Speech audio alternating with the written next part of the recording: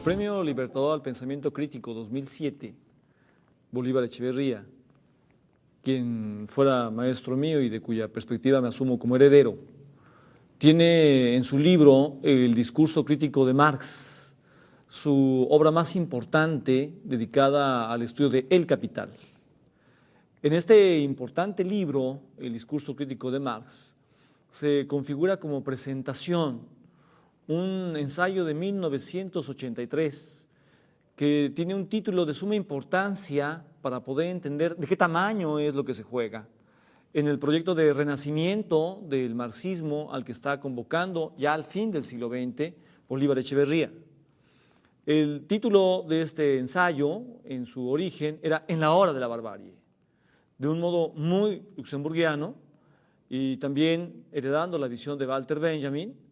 Para Bolívar Echeverría, la encrucijada que define justo la historia de la modernidad capitalista es una encrucijada muy radical, es la encrucijada socialismo o barbarie, lo que hace necesario que el discurso crítico de Marx sea recuperado radicalmente para pensar la vuelta de siglo, el tránsito del siglo XX al siglo XXI y de las tendencias de nuestra época en las que se combinan oportunidades y peligros sumamente profundos.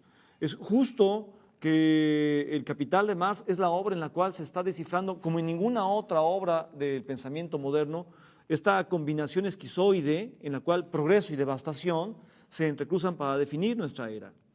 Desde la perspectiva, desde el mirador Bolívar Echeverría, en la hora de la barbarie, es justo el tiempo en el cual lo que se está convocando es al renacimiento del discurso de la crítica de la economía política.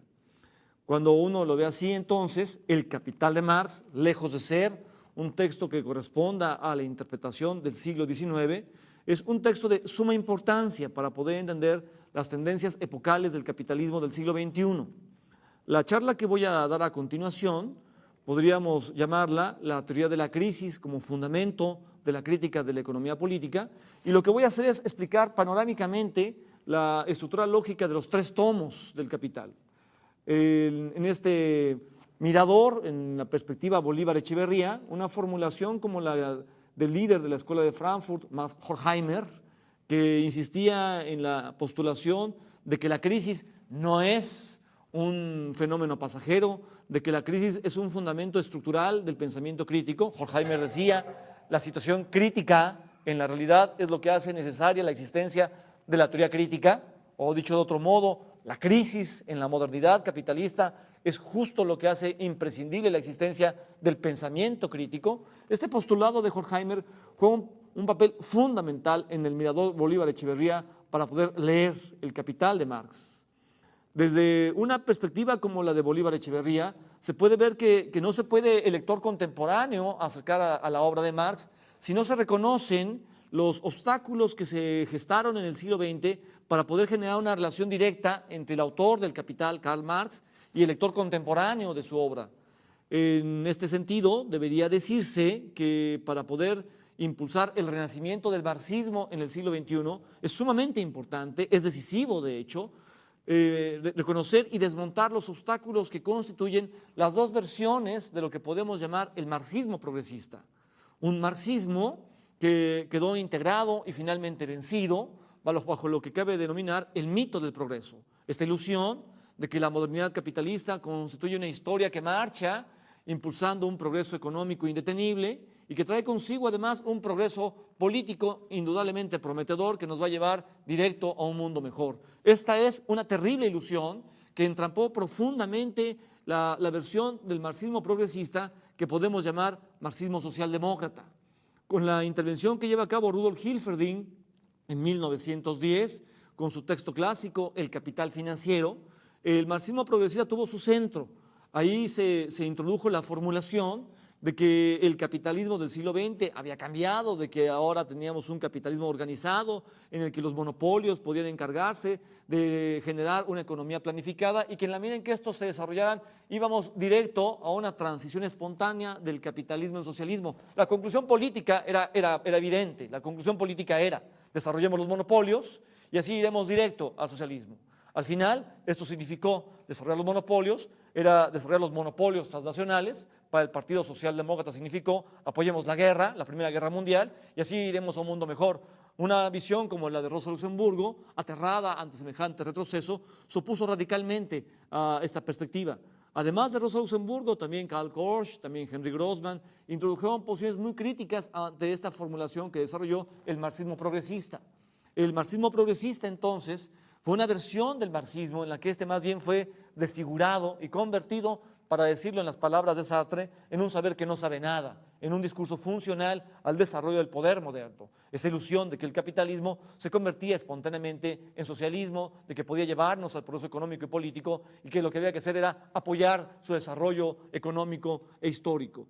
Frente al marxismo progresista, distinto de él, en su versión socialdemócrata, se integró otra versión del marxismo, un marxismo oficial. Marcuse lo llamó el marxismo soviético, este discurso que se forjó a partir de la URSS, que también se convirtió en un profundo obstáculo para que pudiera entenderse cabalmente el capital en el siglo XX.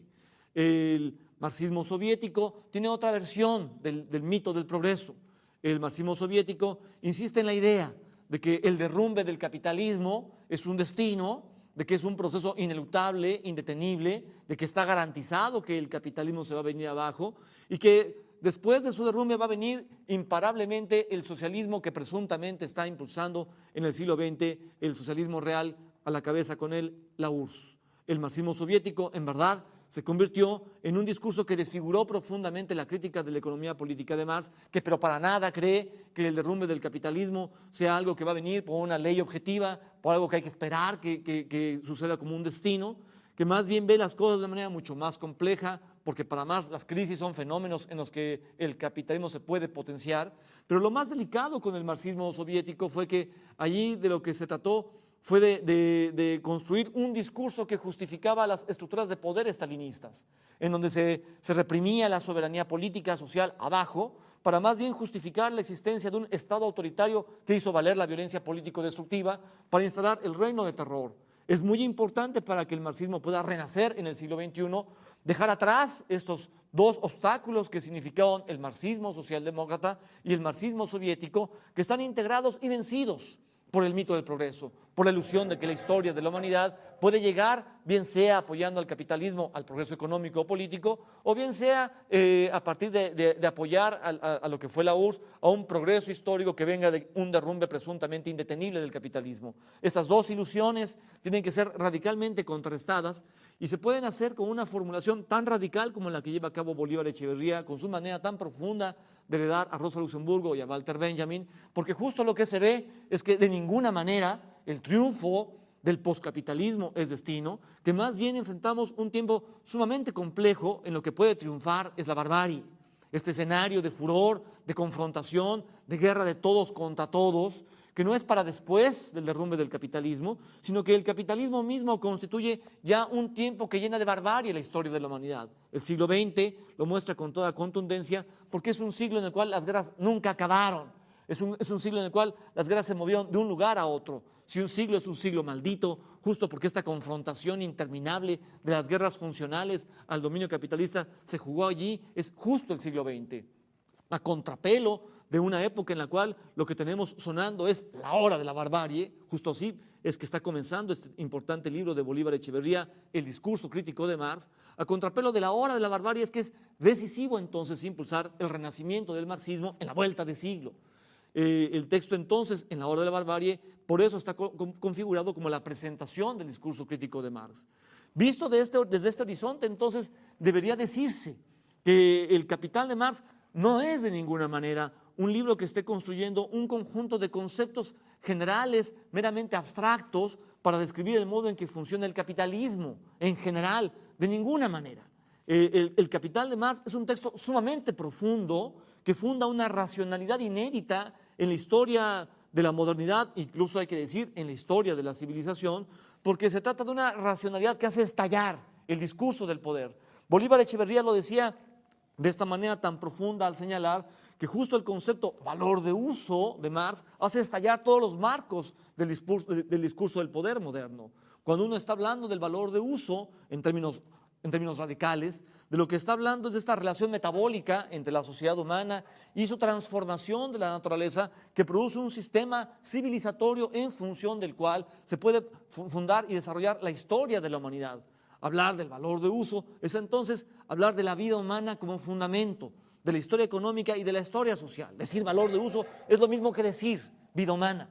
Y cuando uno lo ve así, entonces uno puede comprender la radicalidad de la crítica de la economía política, lo que hace tan opuesto el discurso crítico de Marx respecto a toda la economía convencional, incluso respecto de todas las otras disciplinas que se juegan en el discurso del poder contemporáneo, en la sociología, en la antropología, en la filosofía, lo que hace tan discurso, tan contrastante el discurso de Marx con esas otras perspectivas, es justo que para Marx la vida humana es el fundamento en la crítica a la modernidad capitalista.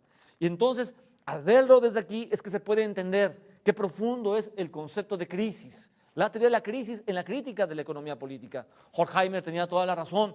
La teoría crítica no puede entenderse si no es justo porque la situación crítica existe no de manera cíclica, sino de manera estructural o permanente en la realidad moderna. Cuando uno ve de esta manera la teoría de la crisis, uno puede observar que la teoría de la crisis no está solo en la sección tercera del tomo 3, cuando Marx está hablando de la ley de la tendencia descendente a tasa de ganancia, no está solo en la sección séptima del tomo 1, cuando Marx está hablando de la ley general de la acumulación capitalista. La teoría de la crisis atraviesa todo el capital. El subtítulo del Capital, crítica de la economía política, debe ser entendido no solo como el cuestionamiento al discurso burgués de la economía política, debe ser entendido como la crítica a la economía del capitalismo que está colocando a la humanidad en una situación crítica, en una situación de crisis, en una situación límite, y debe ser entendido también como una crítica a la política capitalista, a la política de la modernidad capitalista, que está colocando la posibilidad de que la humanidad se autogobierne, ejerza su soberanía también en una situación crítica. Estas situaciones límites de la economía y de la política, estas crisis de la economía y de la política en la modernidad capitalista es lo que está cuestionando la crítica de la economía política de Marx. La crítica de la economía política de Marx no es solo la crítica a un discurso, la economía política. La crítica de la economía política de Marx es una crítica a las crisis de la economía y de la política en la modernidad capitalista. Y entonces, al verlo así, debemos decir que la teoría de la crisis atraviesa los 3 tomos del Capital de Marx. El tomo 1 es el tomo en el cual se está desarrollando la construcción de lo que podemos denominar la estructuración de la crisis en la modernidad capitalista, la integración de su plataforma, de su fundamento global. El tomo 2 es el tomo en el cual se está llevando a cabo la explicación del modo en que se constituye la neutralización de las crisis en la economía capitalista. El tomo 3 es el tomo en el cual se está dando cuenta de la explosión de las crisis en la modernidad capitalista. Estructuración, tomo 1, neutralización, tomo 2, explosión, tomo 3, son las 3 dimensiones con las que la crítica de la economía política de Marx está dando cuenta de la teoría de la crisis en el capitalismo. La teoría de la crisis en el tomo 1 tiene a su vez 3 niveles. El que corresponde a aquel que está en juego en la explicación del capítulo primero del Capital, la mercancía. El que corresponde a aquel que se empieza a desarrollar a partir del capítulo 5 del Capital, cuando Marx inicia su discusión sobre la dominación capitalista del proceso de trabajo, para decirlo mejor, cuando Marx inicia su discusión sobre la subsunción formal del trabajo por el capital, que luego continuará en la sección 4 con su conceptualización de la subsunción real del trabajo por el capital y que cierra con la discusión en la Ley General de la Acumulación Capitalista en el capítulo 23 del tomo primero. Estos 3 niveles están construyendo una teoría insólita de la crisis. El planteamiento de Bolívar Echeverría es un planteamiento muy radical, un planteamiento incluso podría decirse de entrada insospechado, un planteamiento que simbra todas las maneras de pensar del discurso económico convencional, porque lo que Bolívar Echeverría está diciendo es que toda la teoría del valor en el capítulo primero del Capital de Marx, en la discusión de la mercancía, toda la discusión que Marx ahí está desarrollando es incomprensible sin la teoría de la crisis. La conceptualización de Bolívar Echeverría lo que está formulando es que el fundamento de la economía humana es el proceso de reproducción social, este circuito en el cual el ser humano se relaciona con la naturaleza para desplegar un metabolismo vital, la transforma, la modifica porque de entrada la naturaleza es inadecuada y una vez que se produce un sistema de valores de uso, en la circulación tiene que llevarse a cabo el reparto de los bienes para que estos lleguen a los distintos miembros del conjunto social, de modo que en el consumo estos puedan ser absorbidos. El fundamento de la economía entonces es el proceso de reproducción vital de la sociedad humana. Pero cuando aparece la propiedad privada, esta es la formulación tan incisiva, tan profunda de Bolívar Echeverría en su explicación sobre los comentarios al punto de partida, en su explicación sobre la crisis estructural según Marx, en este libro, La crisis, el discurso crítico de Marx.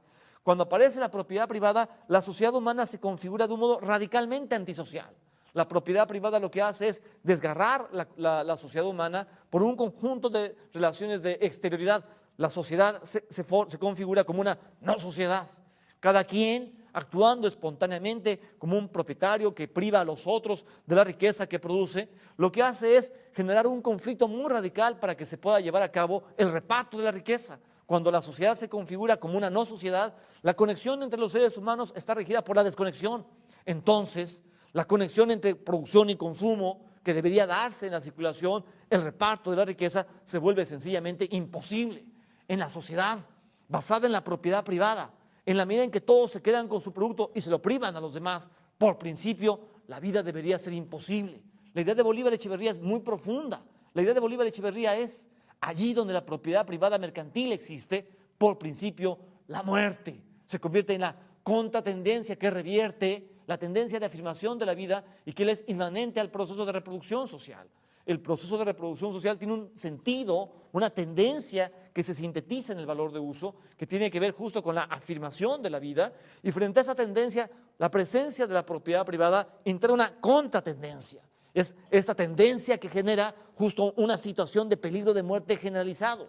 Esto es lo que constituye una crisis permanente o estructural. Allí donde existe la forma valor, allí donde existe la mercancía como su plataforma, lo que está dándose es precisamente una crisis absoluta o estructural. Esta es la idea de Bolívar Echeverría. Esto es muy importante, porque a partir de aquí lo que se está planteando es que la crisis no es un fenómeno cíclico en el capitalismo, que la crisis es un fenómeno permanente, un fenómeno que está en la plataforma estructural de la relación global capitalismo. La forma valor solo se puede entender si por tiempo de trabajo socialmente necesario no se está entendiendo simplemente un quantum para generar las mercancías. La forma valor solo se puede entender si uno comprende que la forma valor es una forma de resocialización cosificada de sujetos colocados por principio en estado de asocialidad. Lo que la forma valor hace es que sujetos que por principio no se conectan, solo se conecten sí y solo sí tienen mercancías que intercambiar.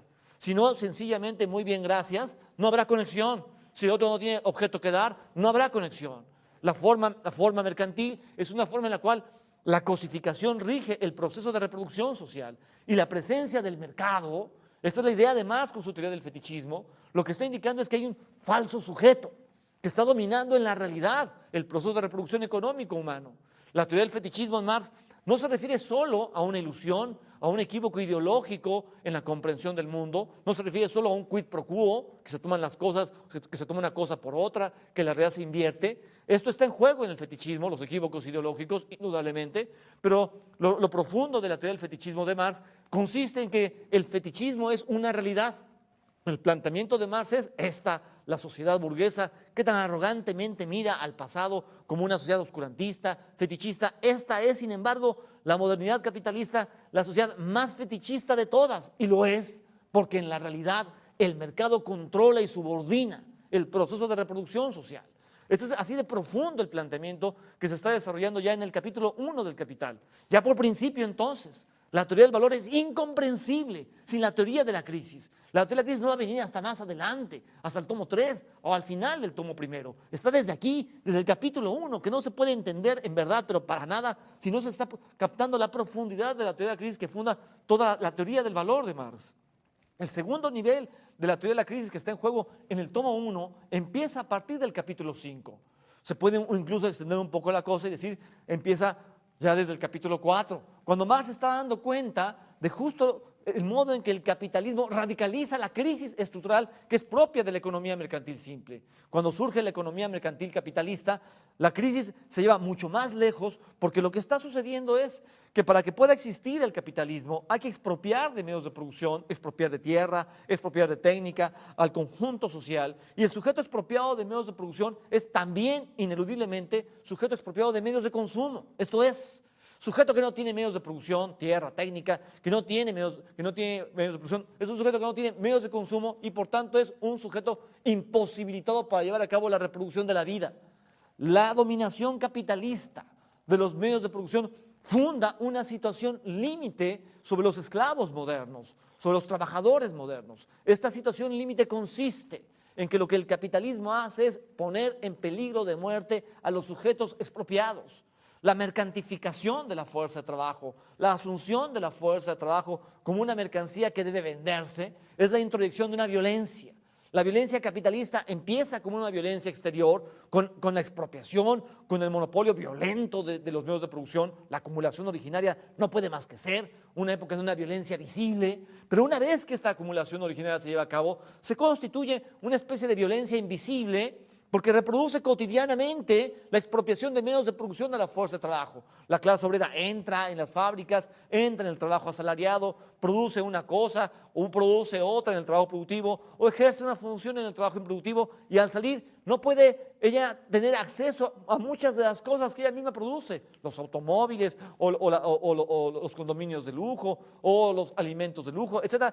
Muchos productos que la misma clase obrera produce no son de su acceso, pero lo más importante consiste en que el salario garantiza que la clase obrera en todo caso podrá acceder a un conjunto de medios de consumo, pero jamás va a poder acceder a los medios de producción. Lo que hace el salario es reproducir la expropiación cotidiana de medios de producción de la clase obrera. Lo que se está jugando entonces es una reproducción de la situación límite en la que la clase obrera está siendo colocada. En este segundo nivel entonces, cuando estamos hablando ya de la crisis estructural como fundamento específico de la modernidad capitalista, lo que hay que decir es que lo que está sucediendo, parafraseando aquella idea de Clausewitz de que la guerra es la continuación de la política por otros medios, lo que está sucediendo con la modernidad capitalista es que la economía se vuelve la continuación de la guerra por otros medios. El concepto radical de lucha de clases de Marx es el concepto de guerra civil, porque lo que está sucediendo es en efecto que el capitalismo pone en una situación límite a la clase obrera, la pone en peligro de muerte y por eso la puede llevar a esta situación en la cual para intentar sobrevivir tiene que aceptar vender su fuerza de trabajo y por tanto aceptar estar generando sistemáticamente un plus de valor. Esta situación límite, este peligro de muerte es lo que le permite al capitalismo dominar a la clase obrera. Vean entonces ustedes, lo que está en juego es de entrada un dominio de la forma en la que funciona el trabajo, un dominio de la forma en la que se relaciona el sujeto con los medios de producción, que permite generar una configuración muy peculiar de la economía como un espacio de guerra. La guerra capitalista, la lucha de clases en el capitalismo es una situación de guerra porque efectivamente habrá heridos y muertos. Guerra civil en la crítica de la economía política no es en verdad solo el choque de dos proyectos de Estado al interior de una misma nación, el choque de dos proyectos de nación al interior de un mismo Estado, que son las definiciones convencionales del término guerra civil. Guerra civil en la crítica de la economía política es un Estado permanente. El capitalismo vive de un simulacro de paz, de un estado de pax, de un simulacro de paz en el cual el dominio capitalista del trabajo funda una guerra permanente en la economía. La clase obrera está puesta en peligro de muerte. Y eso es lo que le hace aceptar esta violencia de mercantificar su fuerza de trabajo y desde ahí aceptar la incesante producción de plus de valor. El tercer nivel de la teoría de la crisis en el tomo 1 del Capital lleva esta formulación más lejos, porque al exponer en el capítulo 23 del tomo 1 del Capital la ley general de la acumulación capitalista, lo que Marx está haciendo es demostrar que el modo en el que sucede el progreso técnico en el capitalismo es un modo esquizoide. El progreso técnico que surge con la promesa de traer el mejoramiento de los valores de uso para poder llevar a cabo el mejoramiento del mundo humano de la vida, el progreso de la técnica moderna que debería hacer posible volver realidad aquel proyecto de Aristóteles de los trípodes de Festo para poder vencer la esclavitud, que Aristóteles creía solo podía ser algo imaginado, pero que tuvo la gran virtud de llegar a pensar que es lo que solo si se diera podría vencer la esclavitud, superarla históricamente. La modernidad que debería encargarse de superar este dolor que ha significado la explotación de unos sobre otros, en el capitalismo llega al mundo haciendo más bien uso y abuso del progreso de la técnica moderna, pero no para construir un mundo mejor, sino más bien para traicionar las mejores posibilidades de la modernidad y más bien hacer que el progreso sea conducido por trayectorias que traen consigo ineludiblemente la devastación. Esta es la formulación de la Ley General de la Acumulación Capitalista. Con el capitalismo, el progreso tecnológico genera un crecimiento del ejército de reserva.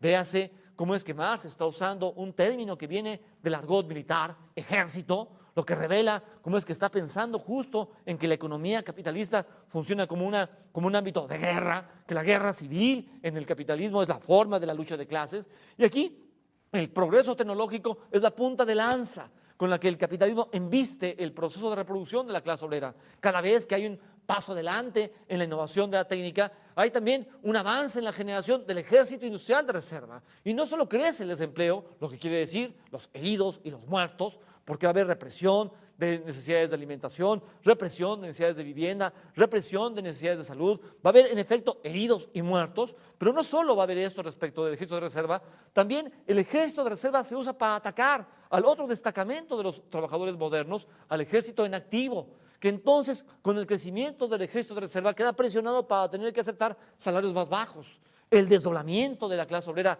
en dos ejércitos, el de reserva y el ejército en activo, le permite al capitalismo enfrentar entre sí a los dominados modernos y hacer de este principio divide et impera, divide y vencerás, un principio que le permite integrar una guerra de todos contra todos abajo, en los dominados modernos. En el tomo 1 del Capital, entonces, hay tres dimensiones esenciales de la teoría de la crisis. El capítulo 1 está dando cuenta de cómo la propiedad privada instala una crisis estructural permanente o absoluta que contraviene la tendencia vital de afirmación del proceso de reproducción social. Y la forma valor es la forma de cosificación que permite neutralizar esa crisis, dando pie a que los sujetos puedan intercambiar, aunque sea de esta manera tan problemática. En el capítulo 5 inicia una discusión que lleva las cosas más lejos, porque se muestra cómo con el surgimiento de la economía mercantil capitalista, la crisis adquiere una configuración más radical. Y entonces la economía se vuelve un espacio de guerra, el fundamento de la guerra en la lucha de clases del capitalismo. El peligro de muerte se instala contra la clase obrera y sobre la base de eso se le derrota para poder instalar la mercantificación de la fuerza de trabajo. El capítulo 23, con la Ley General de la Acumulación Capitalista, ha llevado las cosas más lejos porque muestra cómo el progreso tecnológico del capitalismo es dominado y dirigido por trayectorias que trae consigo indeteniblemente la devastación. Lo esquizofrénico, lo enloquecido del capitalismo consiste en esta combinación interminable, cada vez más riesgosa, de progreso y devastación. Una vez que este argumento se ha formulado en el tomo 1, entonces en el tomo 2, y esto es muy importante percibirlo a contracorriente de las deformaciones de las que fue objeto el tomo 2 en el siglo XX. El tomo 2 es el libro que más ha sido deformado de los tres tomos del Capital. De él se dijo que era el libro que daba cuenta de cómo podía el capitalismo funcionar en equilibrio si es que el sector 1, generador de medios de producción, los producía en la escala correspondiente para la reproducción del sistema, si es que el sector 2, generador de medios de consumo, los producía en escala suficiente para la reproducción de las clases tanto dominada como dominante. El tomo 2, que ha sido perfectamente mal leído, como el tomo en el cual existe el Marx de la armonía, de un capitalismo en equilibrio que podría vivir en crecimiento ad infinitum. El tomo 2, que ha sido convertido en un tomo en el cual habría una especie de anti-Marx, un Marx sin teoría de la crisis. El tomo 2, que ha sido tan profundamente deformado, hay que leerlo desde esta perspectiva en la cual la teoría de la crisis también lo atraviesa. Es muy importante observar los planteamientos que Marx hace incluso desde el inicio del tomo 2, cuando da cuenta de los ciclos del capital, los ciclos del capital productivo, del capital dinerario, del capital mercantil, mostrando qué complejo es este movimiento, que en cualquiera de sus eslabones puede fácilmente romperse, de tal manera que si no se realiza el capital mercantil, no se puede reinvertir capital dinerario y se interrumpe la explotación de plusvalía. Es tan complejo el metabolismo de la metamorfosis del capital que es re fácil que se genere un efecto dominó, de tal manera que la crisis todo el tiempo está allí como una potencialidad. Pero lo que más va a hacer el tomo 2 es dar cuenta de un problema fundamental. Y el problema consiste en cómo demonios en la economía capitalista, que es una economía sin plan, llena de caos, de azar, donde los capitalistas no se ponen de acuerdo porque funcionan como un conjunto de empresarios privados, como demonios en un sistema económico en el que no hay más que el caos como su fundamento, o para decirlo como lo decía Marx, donde el orden es su desorden, como demonios allí es que el capitalismo consigue producir más o menos los medios de producción que necesita, más o menos los medios de consumo que requiere para la reproducción de sus clases. La respuesta de Marx va a estar en la sección tercera del tomo 2, cuando él dé cuenta de los esquemas de reproducción del capital social. Ahí lo que Marx va a mostrar es que el mercado con la ley del valor hace lo que no hace el gobierno, lo que no hace ninguna institución social. El mercado se va a encargar a través del caos, de la anarquía, de un vaivén oscilante, de intentar más o menos acercar la producción de medios de producción a lo que el capitalismo requiere, más o menos acercar la producción de medios de consumo a lo que el capitalismo requiere. La explicación del tomo 2, este es el problema de fondo, es justo en Marx una explicación que está dando cuenta de cómo se neutraliza el caos, el desorden propio del capitalismo a partir de hacer valer la ley del valor para organizar la reproducción del capital global.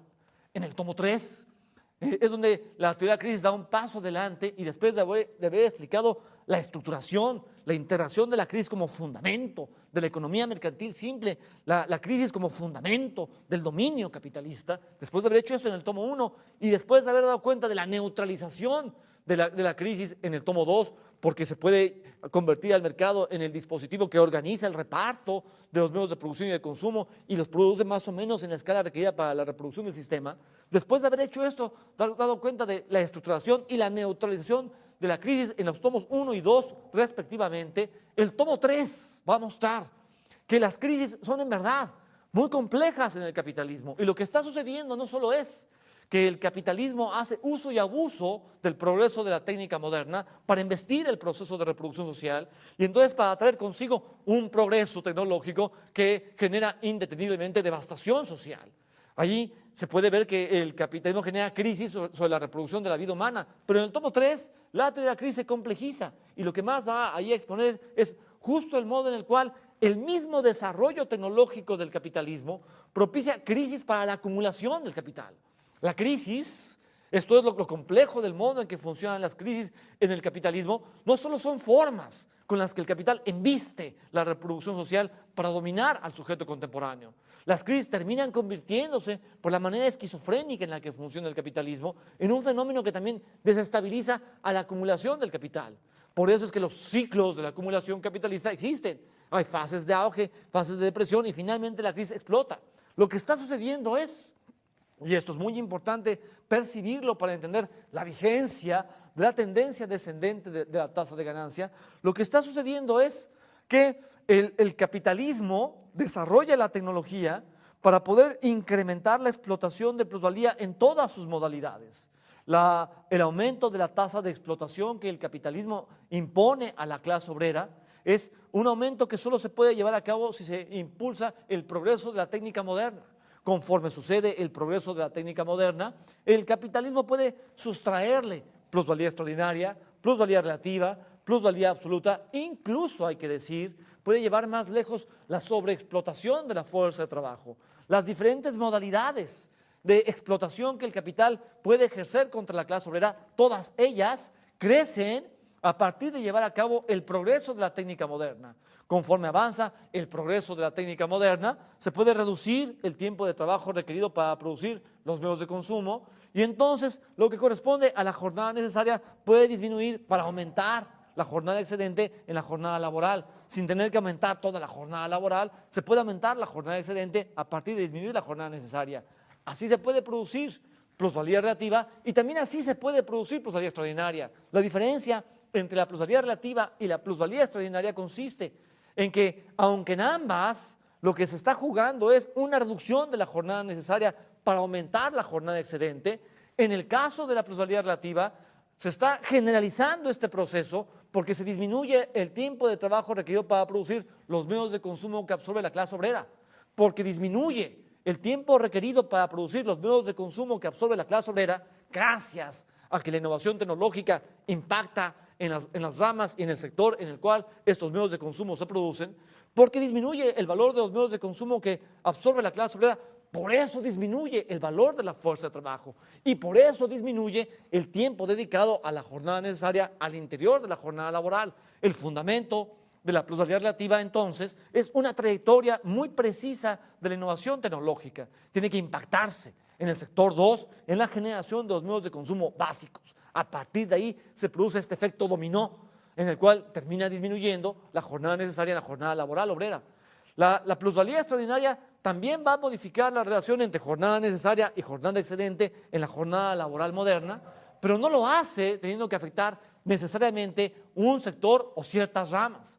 Lo que está sucediendo es que a partir de la implementación de la innovación tecnológica, el capital que está colocado a la vanguardia del progreso es un capital que tiene un poder excepcional, un poder para poder llevar a cabo una explotación fuera de lo común, superior a la media, efectivamente, un poder para imponer una explotación extraordinaria, superior a lo ordinario a la clase obrera. Lo que sucede es que la innovación tecnológica puede forzar a los trabajadores a producir más. Y este plus que se puede generar adquiere la forma de un plus extraordinario de valor. Entonces, lo que está sucediendo es que el progreso de la técnica moderna permite llevar a cabo el aumento de la plusvalía en todas sus modalidades, como plusvalía relativa, como plusvalía extraordinaria, como plusvalía absoluta, incluso como sobreexplotación. Todas las formas de explotación dependen del desarrollo de la técnica moderna, pero en la medida en que el desarrollo de la técnica moderna soporta la tendencia ascendente de la tasa de plusvalor, lo que sucede es una contradicción, porque cada vez que avanza el progreso tecnológico, lo que termina sucediendo es una expulsión de trabajadores del proceso productivo, crece el ejército de reserva. Hay una contradicción que es muy importante comprender en su complejidad. La fase de auge de la acumulación capitalista es una fase en la cual la expulsión de trabajadores de la producción se compensa con el aumento en la tasa de explotación que se ejerce contra los trabajadores que están en funciones productivas. El aumento del ejército de reserva se contrarresta con el aumento en la tasa de explotación sobre el ejército inactivo. Pero llega un momento en que la expulsión de trabajadores de funciones productivas ya no se puede contrarrestar con el aumento en la tasa de explotación, con el aumento en la tasa de plusvalía. Entonces es cuando empieza a suceder la tendencia descendente de la tasa de ganancia y se empieza a entrar en el ciclo de la crisis. Este no es un movimiento que tenga una curva convencional, es un movimiento que se despliega en zigzags, que va subiendo y bajando, de tal manera que finalmente sí se da la curva, pero con muchos zigzags. Hay una tendencia descendente de la tasa de ganancia, y lo importante de la tendencia descendente a tasa de ganancia consiste en que el progreso tecnológico que ha provocado la salida de obreros de la producción, que es tan necesario para llevar a cabo el aumento de la tasa de explotación, se termina convirtiendo en un problema histórico para el funcionamiento del capitalismo. Ven ustedes, lo que está pasando es que la modernización de la técnica es imprescindible para el despliegue de la tendencia ascendente de la tasa de plusvalor, pero también la modernización de la técnica se termina convirtiendo en el fundamento que detona, que hace funcionar la tendencia descendente de la tasa internacional de ganancia. El modo en que funciona la relación del capitalismo con la modernidad es un modo esquizofrénico. El capitalismo necesita imperiosamente, imprescindible de la innovación de la técnica moderna, pero al mismo tiempo la innovación de la técnica moderna le es un gran problema. Y cuando esto sucede entonces, el capitalismo necesita destruir el mismo progreso tecnológico que él se encargó de impulsar. Cuando Marx está diciendo que con la tendencia descendente de la tasa de ganancia, con las crisis modernas, el capital se vuelve un problema para el capital. Cuando Marx está diciendo que el capital se vuelve un exceso para el capital. Cuando Marx está diciendo que hay una sobreproducción de capital. Hay que entender esto no solo en términos de valor, hay que entenderlo en términos de valor de uso. En términos de valor significa que está habiendo demasiado capital respecto de las ramas en las cuales ahora lo que se puede observar es que la tasa de ganancia va para abajo. Así que, ¿a dónde canalizar este valor capitalista que está sobrando? Porque aquí ahora no hay dónde se pueda ver que este valor puede invertirse con perspectiva de valorizarse efectivamente para poder obtener una ganancia al menos media. Con la tendencia descendente a tasa de ganancia hay sobreproducción de capital. El capital tiene problemas para invertir porque la ganancia está cayendo en múltiples ramas. Pero no solo hay que entender en términos de valor lo que está pasando con esta configuración del capital como un exceso respecto de sí mismo. Lo que hay que entender es que lo que está pasando es que el capital se está volviendo un exceso respecto de sí mismo en términos de valor de uso. Su progreso tecnológico es un exceso para sí mismo. El capital necesita destruir. La crisis del 29 y la Segunda Guerra Mundial son ejemplos muy dolorosos de cómo funciona este proceso histórico, porque lo que sucede es que explota la crisis del 29 y entonces para poder producir el auge posterior, lo que los franceses llaman los 30 gloriosos, se vuelve imprescindible devastar, destruir enormes cadenas tecnológicas. Es lo que se hace con la Segunda Guerra Mundial. Con la crisis de los 70 del siglo pasado, sucedió también una gran destrucción de cadenas tecnológicas, pero a partir del funcionamiento de la guerra como una guerra comercial. La guerra sucedió bajo otra forma. También hubo heridos y muertos, creció el desempleo, hubo represión de condiciones de vida.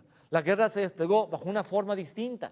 Lo importante consiste en que la tendencia descendente de la tasa de ganancia da cuenta de la necesidad imperiosa de que haya devastación para abrir el auge capitalista. Entonces, progreso y devastación son imprescindibles para que funcione la marcha de la modernidad capitalista, la marcha de esta mundialización enloquecida que en la medida en que hace avanzar el progreso de la técnica moderna pone en jaque la historia de la civilización. Nosotros, sujetos del siglo XXI, vivimos el tiempo en el cual la técnica moderna, productiva, está poniendo en jaque la ecología mundial de tal manera que puede ponerse en peligro la historia de la civilización. De ese tamaño es lo que está en juego con la crisis ambiental mundializada. Nosotros, sujetos del siglo XXI, muy posiblemente estamos colocados entre dos holocaustos, Hiroshima y Nagasaki en el pasado, y otros holocaustos nucleares que pueden venir en el porvenir. Esta multiplicación de armas atómicas por el mundo, lo único que hace es anunciar los riesgos de esta devastación. Nosotros entonces vivimos especialmente los tiempos de la combinación esquizoide de progreso y devastación. En este sentido, la crítica de la economía política tiene que ser recuperada desde una perspectiva en la cual la teoría de la crisis esté en su fundamento. Lo profundo de la crítica de la economía política consiste no en construir conceptos generales sobre lo que es la mercancía, el trabajo, el capital constante, el capital variable. No consiste simplemente en esto. Lo más profundo de la crítica de la economía política consiste en haber descifrado, como no lo hace ninguna otra perspectiva en las ciencias sociales contemporáneas, la radicalidad esquizoide con la que funciona invariablemente la modernidad capitalista. Cuando Marx está hablando de la ley general de la acumulación capitalista, un progreso tecnológico que trae consigo la devastación social. Cuando Marx está hablando de la ley de la tendencia descendente de la tasa de ganancia, un progreso tecnológico que trae consigo la devastación tecnológica y que pone en peligro la historia de la civilización, lo que Marx está haciendo es mostrar las tendencias que funcionan como leyes, como principios rectores de la historia capitalista. Y lo complejo consiste en que en el capitalismo las crisis pueden convertirse no necesariamente en plataforma de su derrumbe, sino en dispositivos de apuntalamiento de su poder. Las crisis son tiempos de oportunidad. Se desestabiliza el capitalismo, se le puede de alguna manera atacar, pero también son tiempos de peligro en los que el capitalismo puede apuntalar su poder. La teoría de la crisis de Marx es muy compleja, percibe la ambivalencia de lo que significan las crisis en la modernidad capitalista y desde ahí se puede entonces entender que justo la encrucijada que define la modernidad es socialismo o barbarie, justo aquello que hace tan necesario enfrentar y vencer. La lógica esquizoide de la modernidad capitalista es la presencia de la barbarie, los riesgos que trae consigo la existencia del capitalismo para la vida de la civilización. Sin embargo, la existencia de la modernidad abre la posibilidad de que la trayectoria tecnológica, de que el progreso de la técnica moderna fuera dirigido en otro sentido. El hecho de que la técnica moderna se haya convertido en técnica planetaria en el siglo XXI, porque ese es el triunfo que se alcanza en la vuelta de siglo, abre la oportunidad de la transición al poscapitalismo, el reto que tenemos que asumir, y es por eso tan importante saber recuperar las promesas que se juegan en la crítica de la economía política, es el de crear otra modernidad.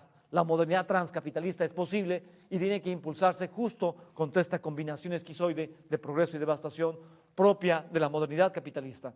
En ese sentido se puede entonces reconocer que El Capital de Marx no es un libro que habla del siglo XIX, no es un libro que simplemente está hablando de los conceptos generales que definen al capitalismo. El Capital de Marx es un texto dirigido a dar cuenta de la tendencia histórica global del capitalismo. Y al verlo así, se puede perfectamente decir: El Capital de Marx es un libro ante todo hecho para explicar al capitalismo llegando a su situación histórica límite. Podemos perfectamente decir: El Capital de Marx es un libro hecho para explicar el siglo XXI.